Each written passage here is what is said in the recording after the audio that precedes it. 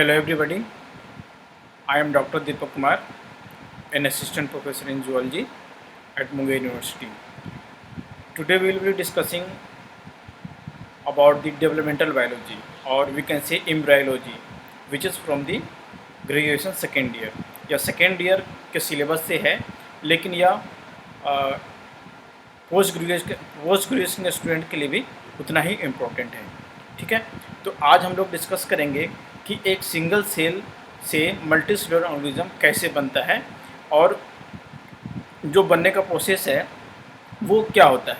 ठीक है, तो आज हम लोग डिस्कस करने वाले हैं टाइप ऑफ एनिमल एग के बारे में, यानी कि अंडे के बारे में। अंडे कितने तरह के होते हैं और अंडे को हम किस बेसिस पे अलग अलग तरह से बांट सकते हैं, on what basis we divide और क्लासीफाई दी एनिमल एग।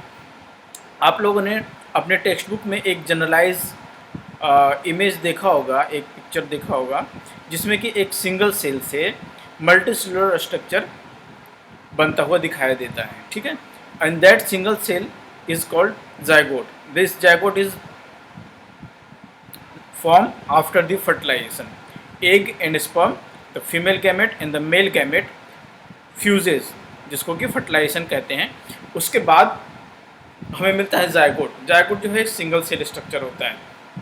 उस सिंगल सेल स्ट्रक्चर से हमें मल्टी सेलुलर स्ट्रक्चर मिलता है। ग्रेजुएशन फर्स्ट ईयर में, बीएससी फर्स्ट ईयर में आप लोग प्रोटोजोआ के बारे में पढ़ते हैं, जो कि सिंगल सेल ऑर्गेनिज्म होता है। एक ही सेल एक ऑर्गेनिज्म होता है। ठीक है, फिर इवोल्यूशन में क्या हुआ है कि सिंगल सेलुलर स्ट्रक्चर या सिंगल सेल ऑर्गेनिज्म से मल्टी सेलुलर ऑर्गेनिज्म बना है। तो वो मल्टी सेलुलर ऑर्गेनिज्म बनने के प्रोसेस में क्या होता है, और इस क्लास में हम लोग basically type of embryonic cleavage के बारे में डिस्कस करेंगे। ठीक है, so first of all we will discuss about the structure of a typical egg.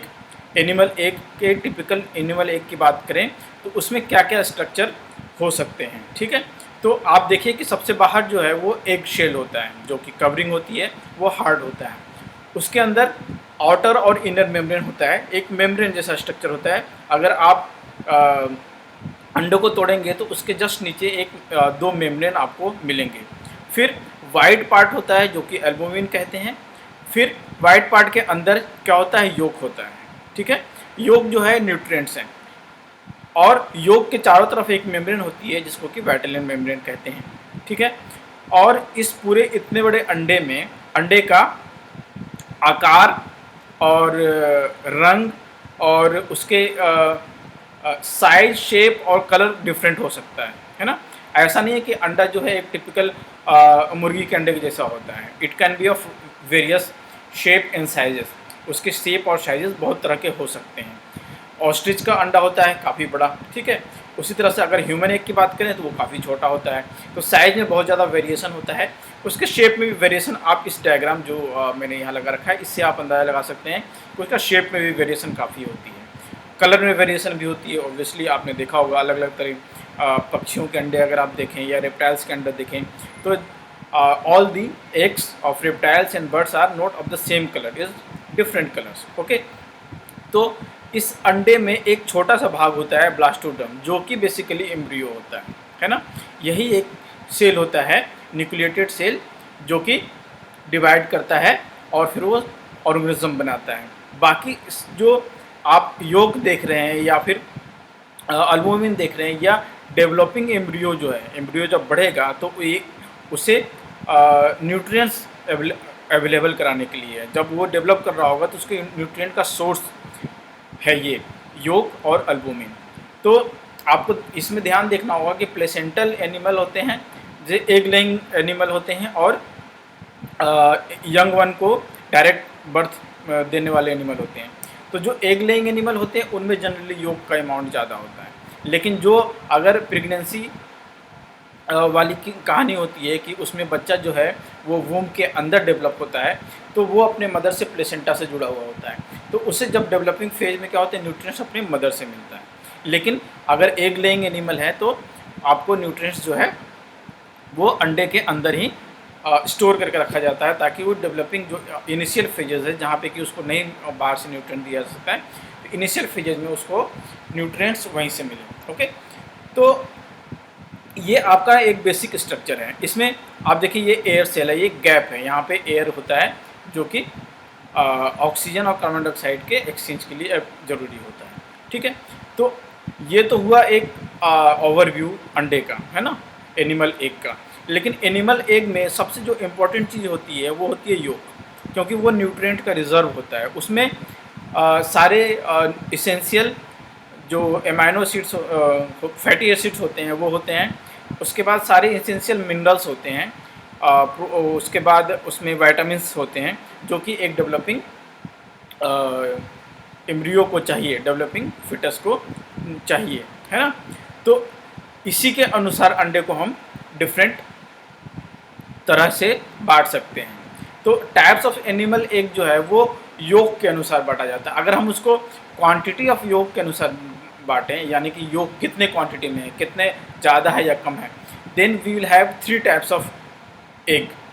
Okay, the egg first type is microlecithal egg, है ना, जो कि एम्फियोक्सस या फिर ह्यूमन हम लोगों में पाया जाता है। ह्यूमन एग ऑलमोस्ट एलेसिथल होता है, यानी कि उसमें योग ऑलमोस्ट अब्सेंट होता है ना। यानी कि अगर योग बहुत ही कम है या अब्सेंट है तो उसको माइक्रोलेसिथल में रखते हैं। ठीक है, जो कि आप फर्स्ट वाले डायग्राम से देख सकते हैं कि अगर अंडे का आकार इतना है तो उसके कंपेरिजन में योग जो है बहुत ही कम है। ओके, दूसरा टाइप होगा अंडे का एक का मेसोलेसिथल, यानी कि मीडियम अमाउंट होगा उसमें योग का। ठीक है, जो आप इस वाले डायग्राम से देख सकते हैं। And the third type is, second type जो मेसोलेसिथल है उसका एग्जाम्पल आपका फ्रॉग है या लैम्प्रे है, फिश।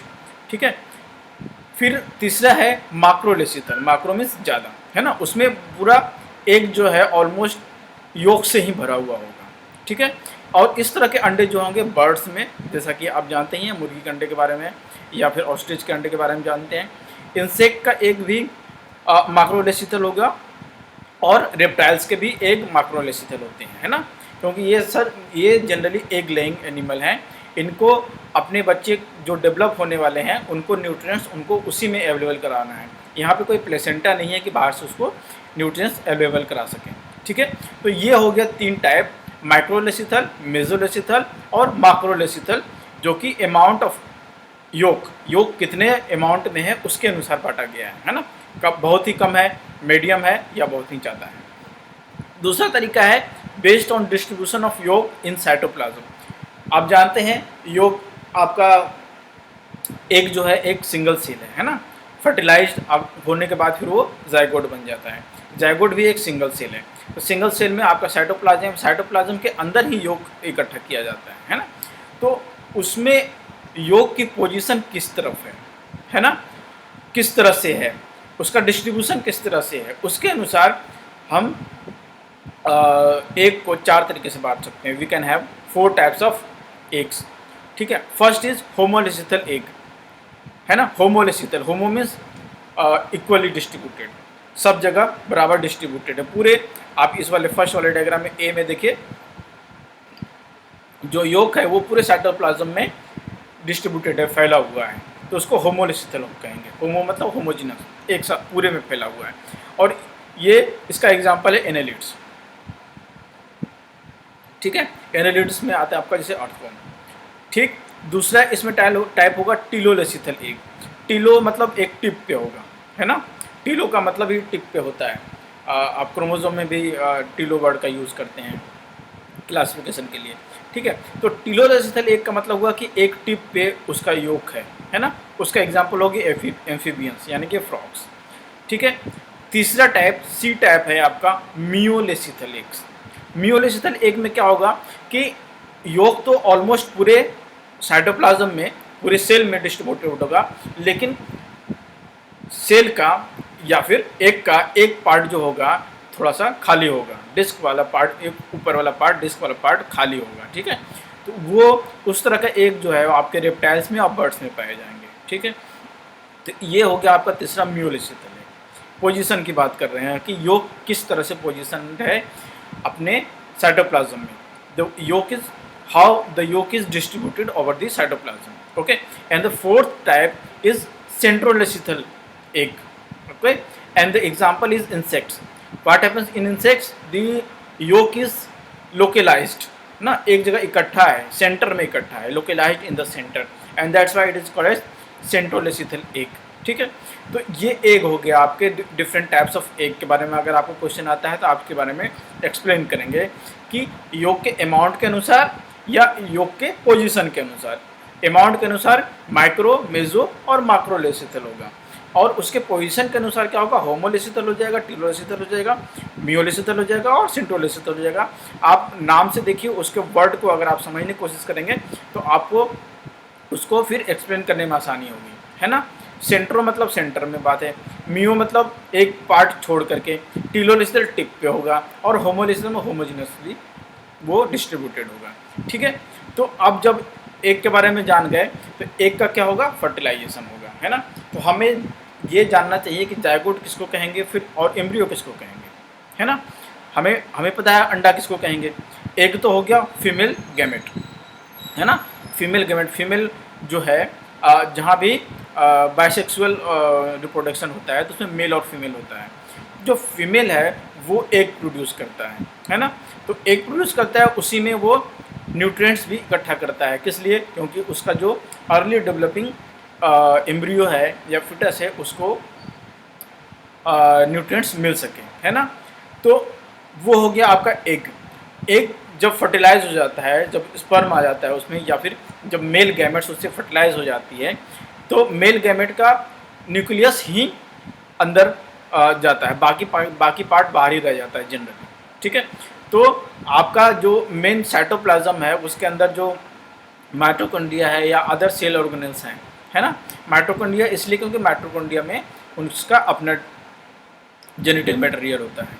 ठीक है, इसलिए माइटोकॉन्ड्रिया काफ़ी इम्पोर्टेंट रोल प्ले करता है जब ऑर्गेनिज्म के डेवलपमेंट में, जो कि मैं आगे डिस्कस करूँगा।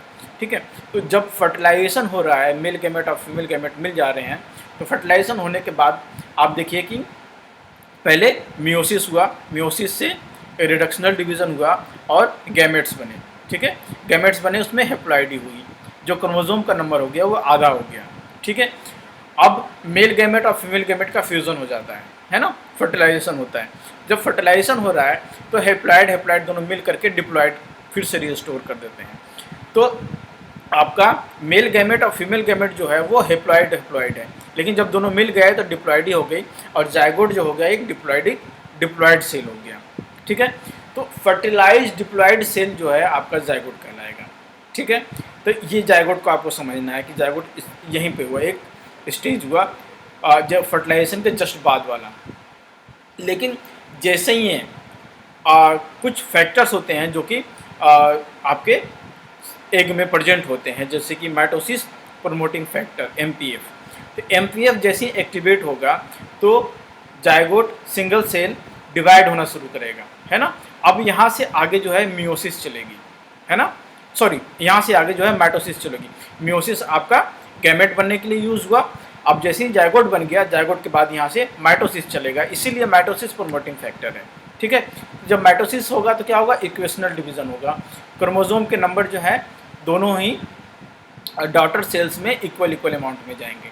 ठीक है, thereafter we say that the structure is embryo, है ना। जायगोट जब डिवीज़न करना शुरू कर देता है, माइटोसिस जब उसमें शुरू हो जाता है, एक से जब 2 सेल बन गया, तो the point when we have 2 cell structure we call it as embryo. ठीक है, जो कि बाद में फिर उसी को फीटस कहते हैं। एम्ब्रियो का भी अलग अलग स्टेज का अलग अलग नाम रखा गया है। जैसे कि डे 2 में सपोज कीजिए कि 4 सेल स्टेज है, डे 3 में 8 सेल स्टेज है, तो इसको डे 2 डे 3 स्टेज कहेंगे। लेकिन जैसे ये 16 सेल स्टेज होगी, 16 या 32 सेल स्टेज आएगा तो उसको मोरूला कहेंगे।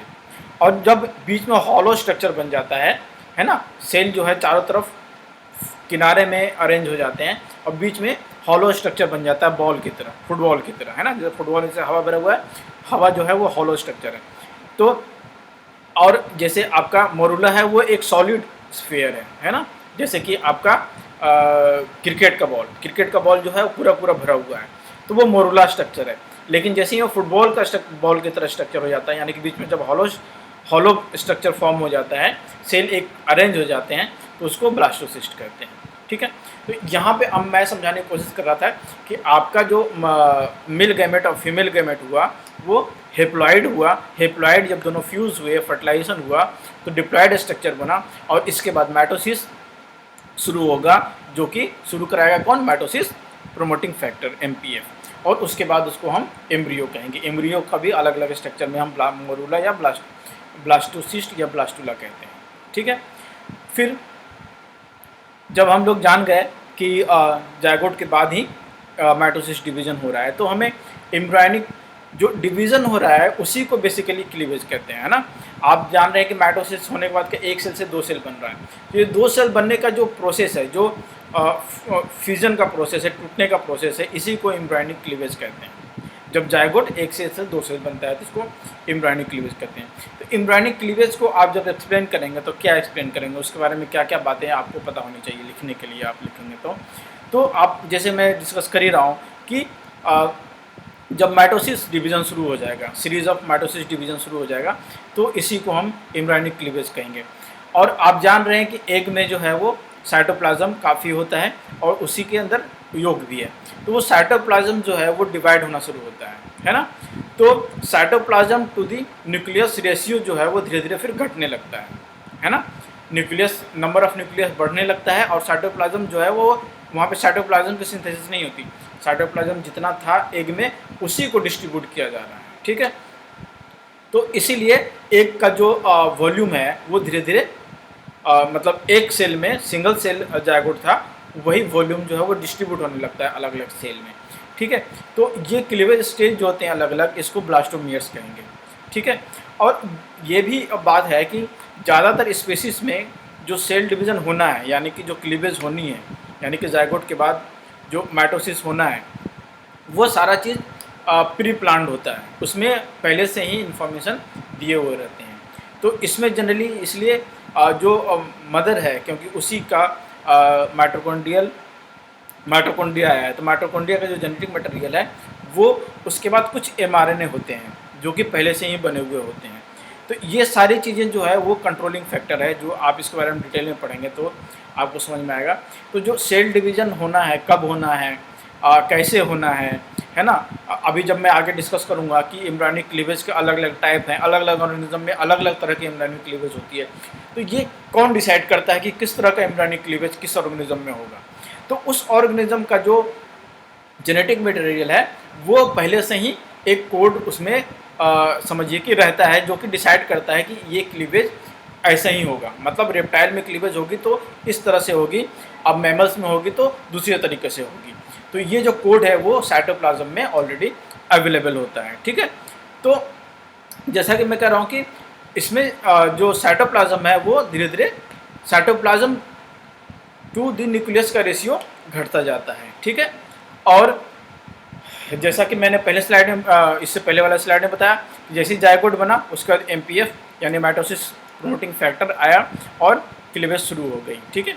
लेकिन ये फिर आगे जाकर के रुकेगी भी, ऐसा नहीं है कि इसका डिवीज़न जो है अनकंट्रोल्ड रहेगा, कंट्रोल्ड मैनर में। और कहाँ पे कब कितनी डिवीज़न होनी है, ये सारी चीज़ें कंट्रोल मैनर में होती है, ठीक है।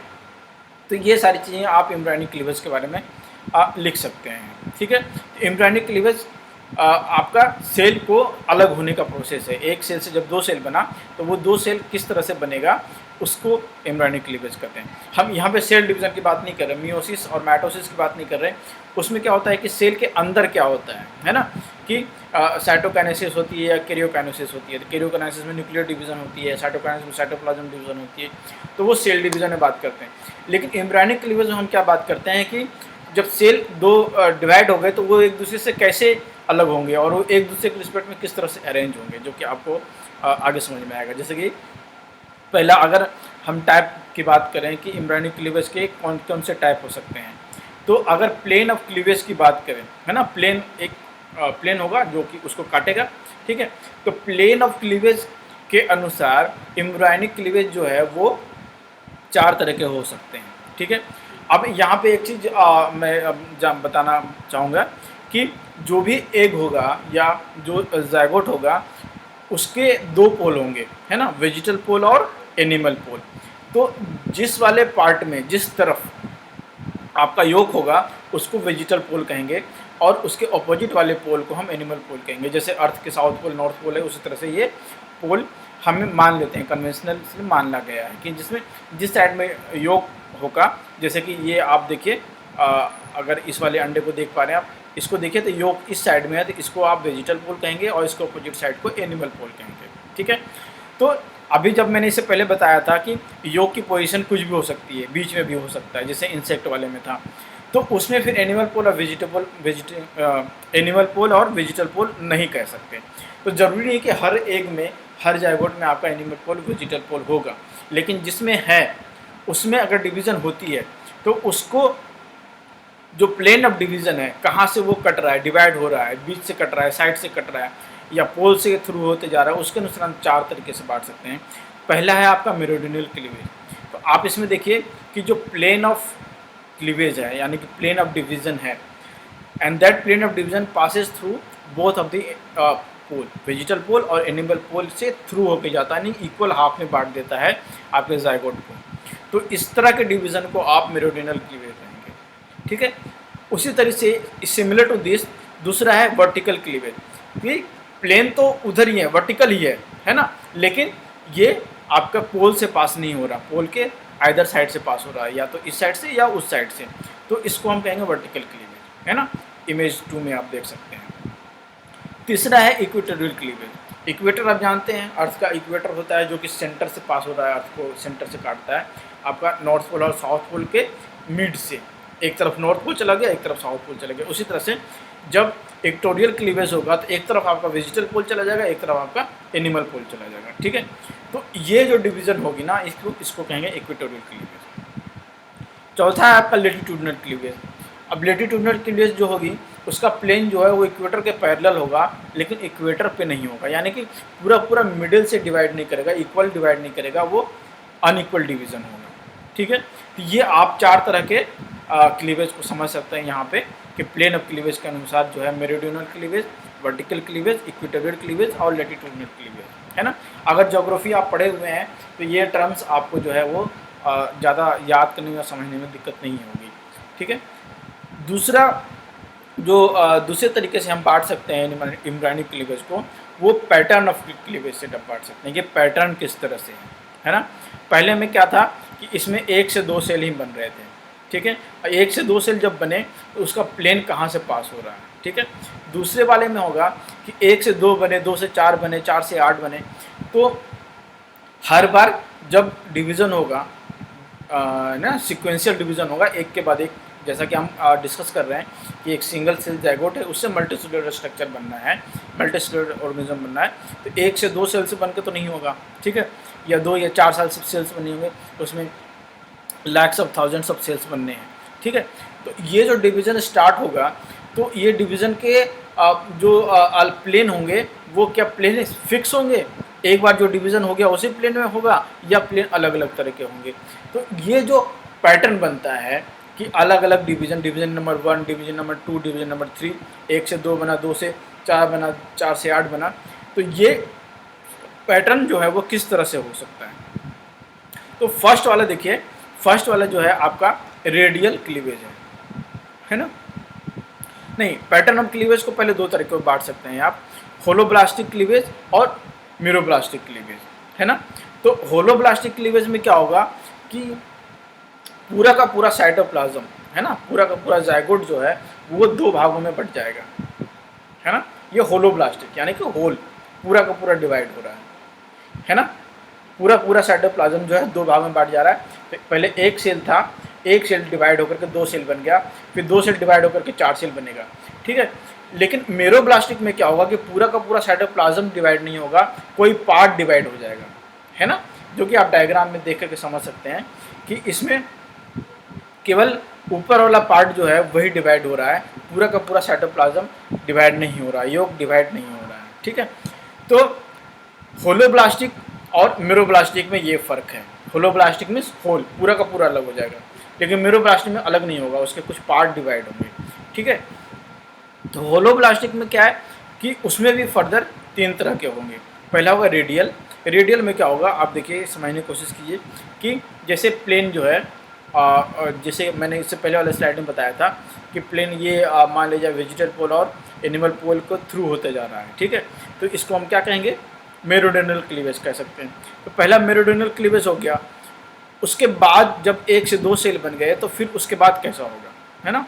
उसके बाद फिर जो दूसरा प्लेन होगा सेकेंड डिवीज़न का, फर्स्ट डिवीज़न में 1 से 2 सेल बने, जब 2 से 4 बनना होगा तो उसका जो प्लेन ऑफ डिवीज़न होगा वो पहले वाले प्लेन के जस्ट परपेंडिकुलर होगा, है ना, परपेंडिकुलर होगा, ठीक है। जब परपेंडिकुलर होगा तो क्या होगा कि 1 से 2 सेल उसके नीचे बने और जस्ट 2 से जब 4 बनेंगे तो उसके जस्ट नीचे 2 और सेल रहेंगे, ठीक है। आप इमेज से समझने की कोशिश कीजिए कि 2 सेल ऊपर है, 1 से 2 बने, यहाँ पे 2 हैं, फिर उसके नीचे 2 हैं, ठीक है। 2 नीचे और 2 ऊपर एकदम सुपर इम्पोज रहते हैं, एकदम बैलेंस रहते हैं रखे हुए, जैसे कि डिब्बे पे डिब्बा रखा हुआ है ना। एक 4 कार्टन रखे हुए हैं, दो कार्टन नीचे रखे हैं, उसके ऊपर 2 कार्टन रखे हुए, इस तरह से डिवीज़न हो रहा है। तो प्लेन डिवीज़न जो है वो परपेंडिकुलर है, एकदम ऐसे करके जा रहा है, ठीक है। तो ये रेडियल डिवीज़न होगा आपका, है ना, रेडियल क्लीवेज कह सकते हैं इसको। दूसरे वाले में क्या होता है, स्पाइरल क्लीवेज है दूसरा वाला। स्पाइरल क्लीवेज में क्या हो रहा है कि जो प्लेन ऑफ डिवीज़न है वो परपेंडिकुलर नहीं है, वो मूव कर रहा है ना। स्पाइरल पहले ऐसे था, फिर ऐसे हो गया, फिर ऐसे हो गया, फिर ऐसे हो गया। तो स्पाइरल क्लीवेज इस तरह से आप समझ सकते हैं। इसमें प्लेन ऑफ क्लीवेज या प्लेन ऑफ डिवीजन जो है वो एक दूसरे के परपेंडिकुलर नहीं होगा। पहला इस तरह से स्लाइन पे तिरछा गया, दूसरा वाला उसके इधर से तिरछा चला गया। तो ये जो है वो समझिए कि डिब्बे जो हैं वो सुपर इम्पोज नहीं रखे हुए, तितर बितर करके रखे हुए हैं, ठीक है। तो ये दूसरा होगा स्पाइरल क्लीवेज, ठीक। तीसरा है आपका रोटेशनल क्लीवेज। तीसरा किसका, होलोब्लास्टिक क्लीवेज का तीसरा टाइप।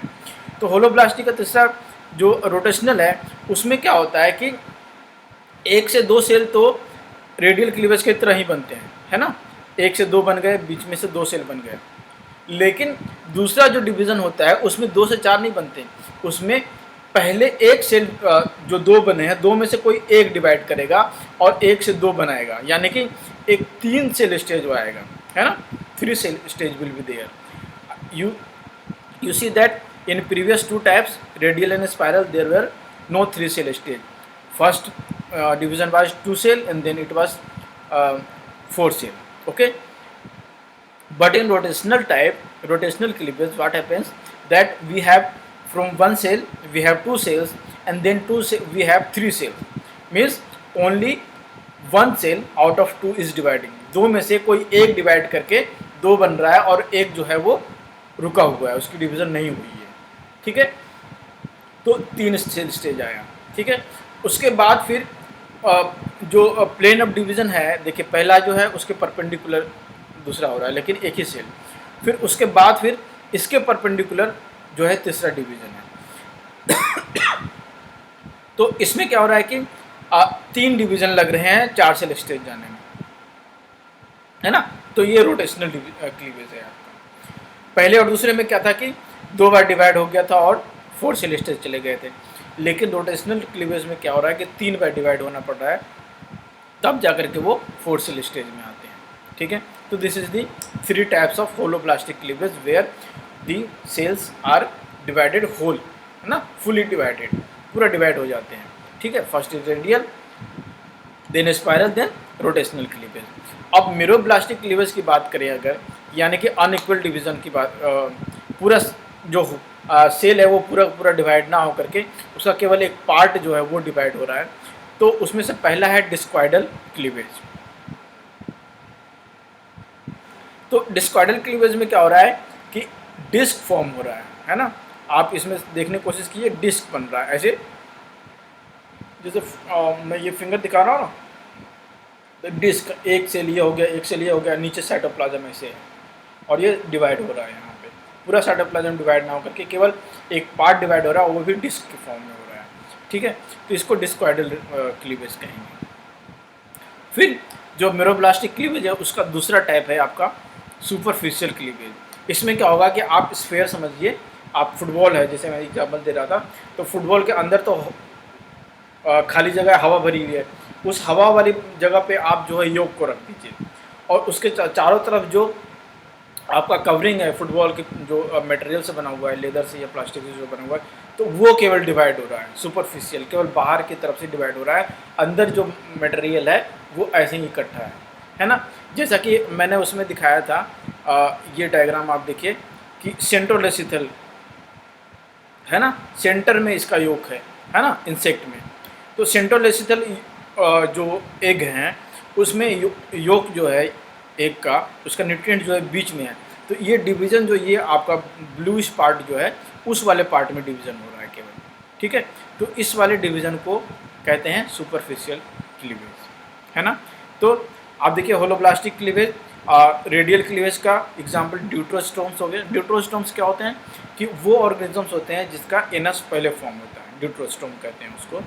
स्पाइरल क्लीवेज क्या प्रोटियोस्टोम है जिनका माउथ पहले फॉर्म होगा, ठीक है। रोटेशनल क्लीवेज मैमल्स में होंगे, एग्जांपल जैसे कि हम लोग में है, तो हम लोगों में एक जैसे जायगोट बना उसके बाद वो इस तरह से 1 से 2, 2 से 3, 3 से 4 ऐसे बनता है, ठीक है। उसके बाद डिस्क्वाइडल क्लीवेज जो है आपका बर्ड्स में और रेप्टाइल्स में पाया जाएगा। फिर सुपरफिशियल क्लीवेज जो है इंसेक्ट्स में मिलता है। So here we should be clear about the type of cleavage, है ना। First we can divide the cleavage in 4 types according to the plane of cleavage, whether it is passing through the pole or equator. If it is passing from the pole, the first one will be meridional cleavage, and if it is passing besides the pole, pole से गुजर के ना गुजर के it is passing, the plane is passing either side of the pole, then it is vertical cleavage. Then if it is dividing both of the pole are at two opposite ends, then we can say it is equatorial cleavage. And when the plane of cleavage is parallel to the equator, it is called latitudinal cleavage. Okay.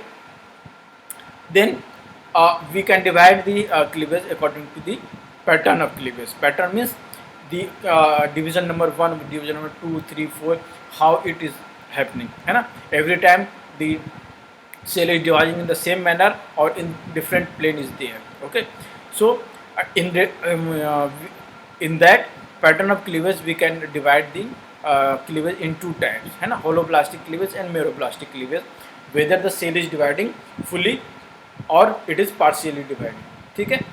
when it is dividing fully, then we will have radial cleavage, example is deuterostome, and then we will have spiral cleavage, example is proteostome, and we have rotational cleavage, example is mammals. Okay, then unequal incomplete division, we have meroblastic cleavage wherein we will have the discoidal cleavage, example is birds and reptiles.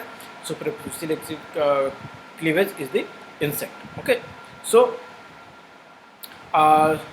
we can summarize the type of egg or the embryonic cleavage, that the eggs can be of different shape and sizes and colors also, but it is classified according to the amount and position of the yolk, है ना। वो yolk की position क्या है और amount कितना है, कितना मतलब एक अगर अंडे की साइज़ के रिस्पेक्ट में बात करेंगे ना, अंडा अगर बड़ा होगा और योग छोटा सा होगा तो वो माइक्रोरेजिस्टर हो गया, ठीक है। तो हमें जो अंडे की साइज़ है उसके अनुसार ही योग उसमें कितना प्रेजेंट है उसके अनुसार हम उसको बांटते हैं, है ना, योग की पोजीशन एंड अमाउंट, ठीक है। देन जैसे ही यूनियन होती है ना, यानी कि मेल गैमेट्स और फीमेल गैमेट्स जैसे ही मिलते हैं, जायगोट फॉर्म करते हैं और माइटोसिस प्रमोटिंग फैक्टर आ जाता है, तो माइटोसिस शुरू हो जाती है। माइटोसिस जैसे शुरू हो जाती है वहाँ पे क्लीवेज की बात आ जाती है, ठीक है। तो क्लीवेज आप जानते ही हैं, जो सेल डिवीज़न जो है, सेल अलग अलग हो रहे हैं तो उनका डिवीज़न होने का प्लेन किस तरह से है ना, वर्टिकल है, लॉन्गिट्यूडनल है, या फिर एक तो ये प्लेन ऑफ क्लीवेज हो गई कि पोल से पास हो रहा है कि नहीं पास हो रहा, तो एक तो इसके अनुसार हम बांटते हैं। दूसरा कि जब सब्सिक्वेंट डिवीज़न होता है, एक के बाद दो, दो के बाद तीन, तो क्या हर बार एक ही प्लेन हर बार फॉलो होता है, यानी कि एक बार मान लीजिए पोल से पास हुआ है ना, तो मेरिडियनल क्लीवेज हुआ, तो हर बार क्या मेरिडियनल ही होगा, या दूसरे वाले में दूसरा हो जाएगा, दूसरे वाले में इक्वेटोरियल हो जाएगा, तीसरे वाले में हो सकता है कि फिर से मेरिडियनल हो जाए, चौथे वाले में कुछ और हो जाए। तो इस तरह के पैटर्न जो बन रहे हैं ना, तो पैटर्न ऑफ क्लीवेज के अनुसार हम फिर होलोब्लास्टिक और मेरोब्लास्टिक बांटते हैं, और उसमें फिर आपका radial, spiral, rotational and then superficial and discoidal cleavage है आपका। ये इतने टाइप हो गए, ठीक है। तो अगर एग्ज़ाम में आपके आता है तो आप इसको टाइप ऑफ एग अगर आता है तो आप टाइप ऑफ एग को आप उसे एक्सप्लेन कर सकते हैं, उसके एग्जांपल्स दे सकते हैं। फिर क्लीवेज के बारे में बात आती है, क्लीवेज क्या होता है, तो उसको क्लीवेज को एक्सप्लेन कर सकते हैं, उसका टाइप ऑफ क्लीवेज के बारे में बता सकते हैं। ओके, ठीक है, थैंक यू।